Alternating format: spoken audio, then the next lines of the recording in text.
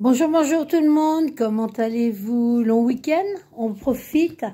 Donc je vais vous donner justement votre météo, changeant tout pas de la semaine, pour certains, certaines. On ne prendra pas tout pour ce que l'on dit, c'est-à-dire qu'il va falloir au niveau des discussions être beaucoup plus large au niveau réception, compréhension. Hein, on va pas partir comme ça tous azimuts. Il va falloir prendre le temps de la réflexion. De tout ce qui nous entoure, on aura toujours des plus, des moins. On aura toujours des personnes qui nous en voudront. On laisse tomber. Par contre, pas de famille, rencontres, retrouvailles. On va avoir beaucoup de trafic pour cette semaine. Hein, on tombe sur le 1er novembre en général. C'est ce qui se passe. Hein. On va aussi prendre du temps pour soi, se retrouver aussi. Hein, avec toutes les conjonctures actuelles, on va avoir besoin de ce calme. Donc nos ennemis sont là, mais bon, c'est pas quelque chose d'important parce qu'on est en éveil. On va avoir de très bonnes nouvelles. Nouvelles qui, mais je pense que je l'avais déjà dit la semaine dernière, nouvelles que ça soit professionnel, personnel, que ça soit des emprunts, que ça soit des vacances, des voyages, tout se fait, il n'y a pas de souci. Mais tout arrivera en temps et en heure, c'est-à-dire en mauvaise saison, d'accord? Par contre, faites attention à ne pas trop vous investir dans des discussions, dans des... Ça vaut pas le coup de se rendre malade pour un point de vue qui n'est que personnel par rapport à l'autre. Voilà.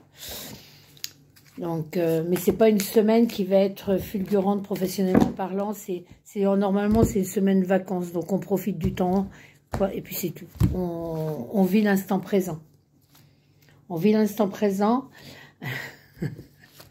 On va le vivre avec détachement, c'est-à-dire que tout ce qui nous occulte, tout ce qui nous empêche d'être soi, on va apprendre à lâcher, à dire ça ne m'appartient pas. Donc à partir du moment où ça ne m'appartient pas, eh bien je ne suis pas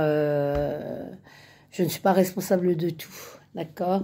On a la gratitude aussi, donc c'est-à-dire que là on va prendre du temps pour soi et on va remercier peut-être le voisin ou la voisine qui nous a aidés, qui nous a écoutés.